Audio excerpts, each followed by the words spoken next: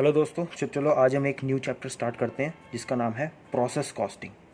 ठीक है, काफ़ी इंपॉर्टेंट चैप्टर है और एग्ज़ाम में क्वेश्चन पक्का आएगा ही आएगा प्रोसेस कॉस्टिंग से।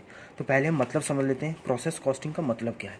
तो हम जब भी एक प्रोडक्ट बनाते हैं तो क्या प्रोडक्ट सीधा ही बन के हमारे पास आ जाता है? नहीं, वो कई स्टेजेस से गुजारा जाता है। ठीक है, अब एक प्रोडक्ट है, मान लो 4 स्टेजेस से उसका प्रोडक्शन किया जा रहा है, मतलब 4 स्टेजेस में उसका प्रोडक्शन हो रहा है। तो हर एक स्टेज पे कुछ कॉस्ट इनकर होगी। तो प्रोसेस कॉस्टिंग में हम क्या करेंगे, उस हर एक स्टेज पे कितनी कॉस्ट इनकर की जाएगी एक प्रोडक्ट पे, वो हम कैलकुलेट करेंगे हर एक प्रोसेस पे। जैसे एक प्रोसेस गया, प्रोसेस ए से, बी से, सी से और डी से एक प्रोडक्ट गया, इन सब प्रोसेसेस से पास होके वो फाइनल प्रोडक्ट आके यहाँ पे मिला हमें। ठीक है, फाइनल प्रोडक्ट हमें यहाँ पे मिला, तो वो इस प्रोसेस से गुजरा, इस प्रोसेस से गुजरा, इस प्रोसेस से गुजरा, इस प्रोसेस से गुजरा।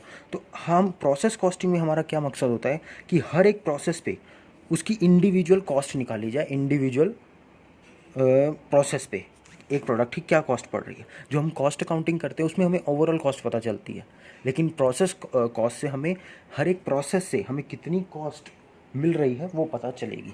ठीक है, अब हम बात करने थे, हमें काम कितने तरह के होते हैं। एक जॉब मिलती है, हमें कोई ऑर्डर मिलता है तो वो कितने तरह का होता है। एक हम उसको क्लासीफाई कर देते हैं जॉब में। एक काम होता है जॉब, एक होता है बैच। तो जॉब क्या होता है, एक स्पेसिफाई वर्क हमें मिला, वो हमें कंप्लीट करना है। ठीक है, वो हमें कंप्लीट करना है तो उसे हम कहते हैं जॉब। लेकिन अब कोई स्पेसिफाई जॉब हमें नहीं मिला, हम रैंडमली प्रोडक्शन कर रहे हैं तो हम उसे कहते हैं बैच। हम बैचेस में प्रोडक्ट्स बनाते हैं, तो उसमें बेसिकली ये प्रोसेस कॉस्टिंग का कॉन्सेप्ट ज़्यादा यूज़ होता है। ठीक है, प्रोसेस कॉस्टिंग समझ आया कि ऐसी कॉस्टिंग जो हर एक प्रोसेस के लिए कैलकुलेट की जाती है। हर एक प्रोसेस पे हम कॉस्ट इवैल्यूएशन कर रहे हैं कि एक प्रोसेस पे जब प्रोडक्ट हमारा है उस पर उसकी क्या कॉस्ट है। इसका एक एग्जांपल लेते हैं, बहुत ही सिंपल एग्जांपल है, बड़ी आसानी से समझ आ जाएगा पूरा प्रोसेस कॉस्टिंग। तो एग्जांपल है, मान लो हमारी हलवाई की दुकान है। ठीक है, हलवाई की दुकान है, हलवाई की दुकान पे हम समोसे बनाते हैं, समोसाज जो है बनाते हैं। ठीक है, समोसे बनाते हैं। अब हमने उसमें अलग अलग प्रोसेसेस बनाए हुए हैं। जैसे कि अब समोसा बनाने के लिए हमने एक डिपार्टमेंट बनाया ए, जिसके अंदर आलू को प्रोक्योर किया जाता है और उसे बॉइल्ड किया जाता है। ठीक है, प्रोसेस 1 हो गया हमारा प्रोक्योरमेंट। अब समोसे के लिए प्रोक्योरमेंट किस चीज़ का, आलू का प्रोक्योरमेंट और उसका बॉइलिंग। फिर हम बात आती है प्रोसेस बी की। प्रोसेस बी क्या करता है, ये जो प्रोक्योरमेंट आलू है जो और बॉइल्ड आलू है उसको आगे प्रोसेस बी में ट्रांसफ़र किया जाता है। प्रोसेस बी में क्या होता है, फिलिंग होती है, उस आलू के ऊपर मसाला लगाया जाता है और हम उसकी फिलिंग जो है उस अपने मैदे के बेस में आलू का मतलब समोसे की पूरी शेप दी जाती है उसे। ठीक है, ये हो गया हमारी बी स्टेज फिलिंग की। अब स्टेज सी है हमारी, प्रोसेस सी है, जिसमें ये फिलिंग किया माल आगे भेजा जाता है और यहाँ पे क्या होती है, फ्राइंग होती है, उस आलू को तला जाता है, समोसों को तला जाता है। तो ये हमारे 3 प्रोसेसेस हो गए। ठीक है, पहला आलू खरीदेगा और उसे बॉइल्ड करके डिपार्टमेंट बी को भेजेगा। बी वाले क्या करेंगे, आलू समोसे की फिलिंग करेंगे, उस आलू को मसालेदार बना के उसको आलू को मैदे के अंदर लगा के आगे समोसे की शेप दे के प्रोसेस सी को भेज देंगे। सी वाले क्या करेंगे, उस आलू को मतलब समोसे को तलेंगे, डीप फ्राई करेंगे और आगे बेचने के लिए भेज देंगे, और या खुद ही अपनी दुकान पे ही बेच लेंगे। ठीक है, तो ये 3 प्रोसेसेस हैं। अब जो प्रोक्योरमेंट स्टेज है, यहाँ पे कुछ कॉस्ट इनकर होगी, बिल्कुल होगी। हम आलू खरीदेंगे, आलू की कॉस्ट लगेगी, बॉइलिंग करेंगे तो गैस लगेगी, इलेक्ट्रिसिटी चार्ज होगी, लेबर यूज़ होगी, तो यहाँ पे सब कुछ कॉस्ट लगेगी, बिल्कुल लगेगी।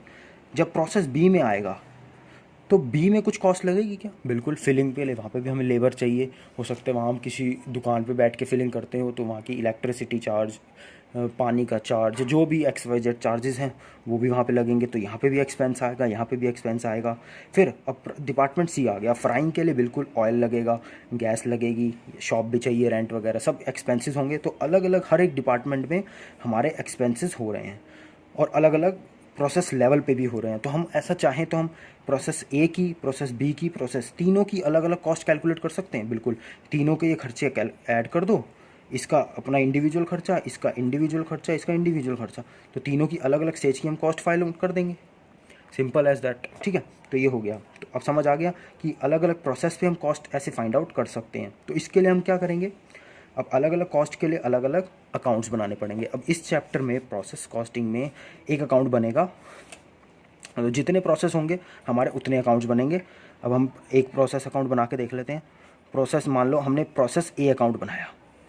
अब इसका प्रैक्टिकल पार्ट आ गया कि हमें इसमें करना क्या है। ये प्रोसेस ए अकाउंट हमने बनाया, ये क्वांटिटी का कॉलम बनेगा, ये ऐसे इसका फॉर्मेट बनेगा, ऊपर डेबिट साइड, ये क्रेडिट साइड, यहाँ पर्टिकुलर आएगा, यहाँ क्वांटिटी आएंगी और यहाँ अमाउंट आएगा। ठीक है, यहाँ पे भी पर्टिकुलर आएगा, यहाँ क्वांटिटी आएगी और यहाँ अमाउंट आएगा। अब प्रोसेस ए की बात करें, इसी एग्जांपल को देख के हमें प्रोसेस अकाउंट बनाना है। सिंपल हो जाएगा बहुत, एक बार अगर आपने एग्जांपल समझ लिया तो सबसे पहले हम क्या करेंगे, आलू खरीदेंगे, बिल्कुल। तो सबसे पहले क्या आएगा, मटेरियल्स आएगा। तो हम क्या लिखेंगे एंट्री में, टू मटेरियल्स। मटेरियल्स की कुछ क्वांटिटी होगी, बिल्कुल होगी, मटेरियल्स की कुछ क्वांटिटी होगी, क्वांटिटी होगी तो उसका अमाउंट भी होगा। ठीक है, अब मटेरियल्स के बाद क्या आएगा, और कुछ इसमें लगेगा। आलू तो हमने ख़रीद लिया, आलू ख़रीद लिया तो अब उसमें हमें लेबर भी लगेगी, बिल्कुल लेबर लगेगी, तो लेबर लगेगी इसमें, आलू को उबालने के लिए लेबर लगेगी। अब लेबर की क्या क्वांटिटी होती है, नहीं, क्यों नहीं होती। अब मान लो आपने लेबर लगाई, अब वो कहेगी भैया आप लेबर जितनी ज़्यादा आप लगाओगे क्या उससे आपकी क्वांटिटी चेंज होगी कभी।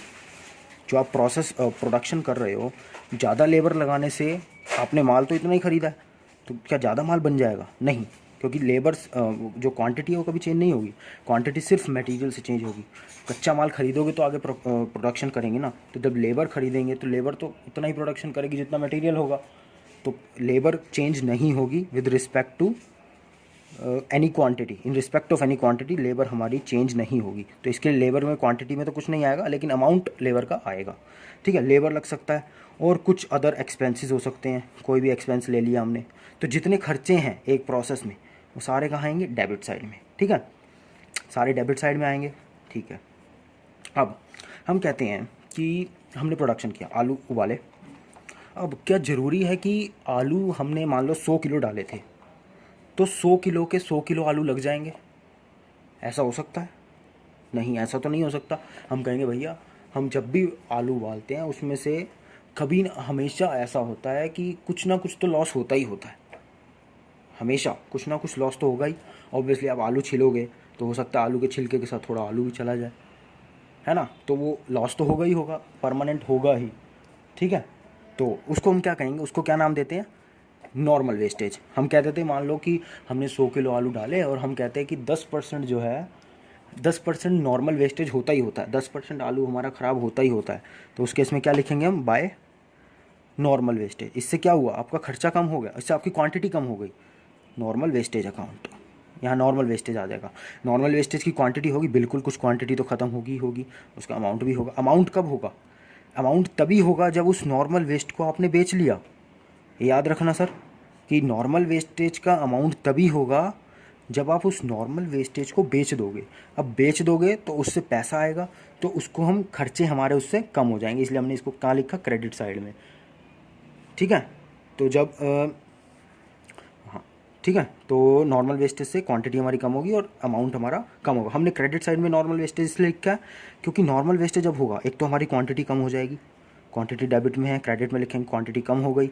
और जो हमारे यहाँ खर्चे हो रहे हैं, अब खर्चे हो रहे हैं, अगर हम ये अमाउंट तभी लिखेंगे जब हमें कुछ रिलाइजेबल होगी वैल्यू।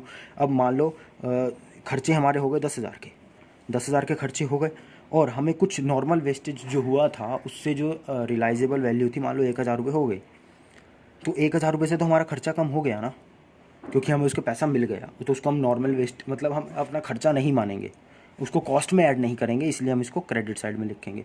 नॉर्मल वेस्टेज ऑलवेज ही क्रेडिट साइड में आएगा। ठीक है, नॉर्मल वेस्टेज हो गया एक। और क्या हो सकता है, अब मान लेते हैं कि क्या ऐसा ज़रूरी है कि हमने प्रोडक्शन किया, नॉर्मल वेस्टेज हमारा होता ही होता है, मान लेते हैं 10% का नॉर्मल वेस्टेज होता है। ठीक है, हमने मान लिया 10% वेस्टेज होता है, आलू में से चला गया। अब बाय एक्सीडेंटली क्या हुआ, कभी कभी क्या ज़रूरी है, एक्सीडेंट किसी के साथ नहीं हो सकता, किसी के साथ भी हो सकता है। मान लो हमारे साथ कुछ एक्सीडेंट हो गया और जो हमारे आलू उबले थे, आलू जो उबले थे वो सारे गिर गए, तो अब उस केस में क्या होगा, उस केस में क्या होगा, तो ये भी तो लॉस है हमारे लिए। तो क्या एक बात याद रखो कि कोई भी लॉस अगर हमें होता है तो क्या उसका इफ़ेक्ट हम अपने कस्टमर्स को देंगे? नहीं, लॉस का इफ़ेक्ट या वेस्टेज का इफ़ेक्ट हम अपने कस्टमर्स को नहीं देते, उनकी हम कॉस्ट में ऐड नहीं करेंगे। ठीक है, अब ये हमारा वेस्ट हो गया, आलू गिर गए सारे, हमारे लिए खर्चा, मतलब हमारे लिए एक तरह का लॉस हो गया। तो उसको क्या करेंगे? हमारे लिए नॉर्मल था, नहीं, उसको हम नाम देते हैं एबनॉर्मल। सो बाय एबनॉर्मल वेस्टेज, तो यहाँ पे हमारी हो गई एबनॉर्मल वेस्टेज। ठीक है, ये भी एबनॉर्मल वेस्टेज की कोई क्वांटिटी होगी, बिल्कुल कोई क्वांटिटी तो हमारी कम होगी एबनॉर्मल वेस्टेज से, उसका अमाउंट बिल्कुल निकालना पड़ेगा। इसका अमाउंट हमें निकालना पड़ता है हमेशा। आगे क्वेश्चंस करेंगे तो उसमें कैलकुलेशन जब आएगी तो हमें ईजिली तरीके से समझ आएगा कैसे इसका अमाउंट कैलकुलेट किया जाता है।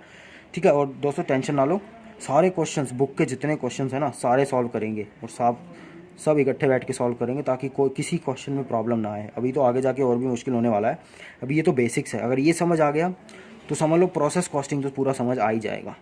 ठीक है, अब नॉर्मल वेस्टेज हो गया। अब मान लो, अब यहाँ पे हमारा क्या आएगा, अब क्या होगा, अब इस जो यहाँ पे हमारा प्रोडक्शन हुआ, अब उसको हम क्या करेंगे? मान लो पूरा प्रोडक्शन हो गया, नॉर्मल वेस्टेज भी हो गया था कुछ, अब नॉर्मल वेस्ट भी हुआ था हमारा, सब कुछ हो गया। तो अब जो फाइनल प्रोडक्ट हमारा बचेगा उसको हम क्या करेंगे? अगले प्रोसेस में ट्रांसफ़र करेंगे। ठीक है, अगले प्रोसेस में, अगर ये प्रोसेस लास्ट प्रोसेस है, मान लो ये प्रोसेस सी है, तो इसको हम कहाँ ट्रांसफ़र करेंगे? फिनिश प्रोडक्ट में। ठीक है, नहीं तो अगले प्रोसेस में। तो अगले हम प्रोसेस, अभी तो प्रोसेस ए है तो हम अगले प्रोसेस में ट्रांसफ़र करते हैं by process B account. Quantity होगी और उसका कुछ अमाउंट होगा। ठीक है, ये अकाउंट हमारा यहाँ पे क्लोज हो जाएगा, अमाउंट ऐसे यहाँ क्लोज हो जाएगा। ठीक है, तो ये हो गया। अब यहाँ पे कुछ और भी चीज़ें हैं जो बहुत इंपॉर्टेंट हैं। मान लो कभी कभी क्या होता है कि ये जो हम अगले पेज पे कर लेते हैं, ज़्यादा ईजिली तो समझ आएगा। मान लो अभी हमने प्रोसेस अकाउंट बनाया। ठीक है, प्रोसेस अकाउंट एक बार फिर बनाते हैं। प्रोसेस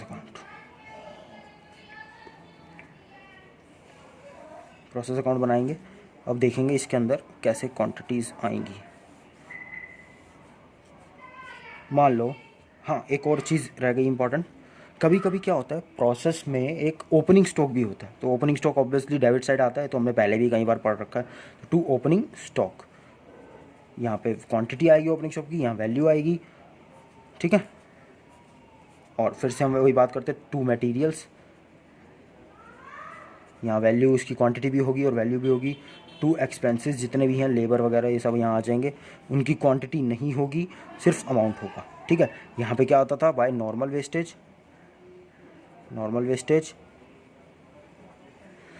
और बाय एबनॉर्मल वेस्टेज।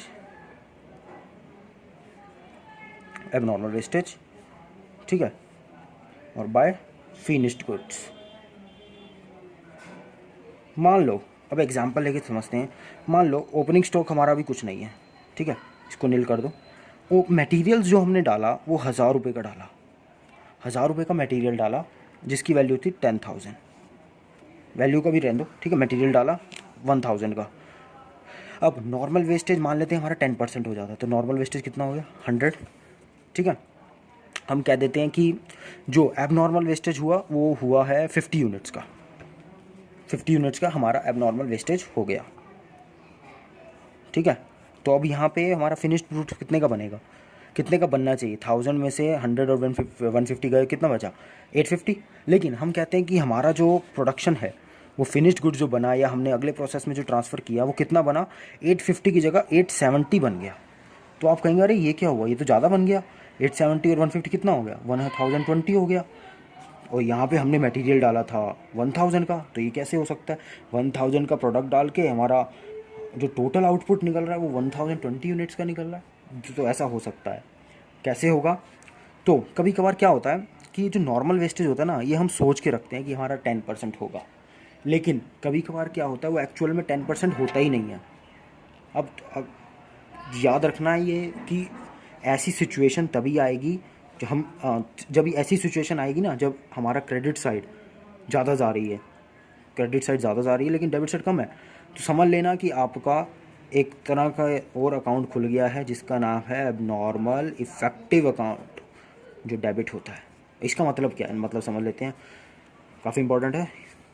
तो आप मतलब है कि आपने 100 यूनिट सोच ली थी नॉर्मल लॉस होगा, लेकिन लेकिन लेकिन जो एक्चुअल सोचा था ना 100 होगा, वो हुआ ही नहीं 100। वो कितना हो गया, 80 हुआ।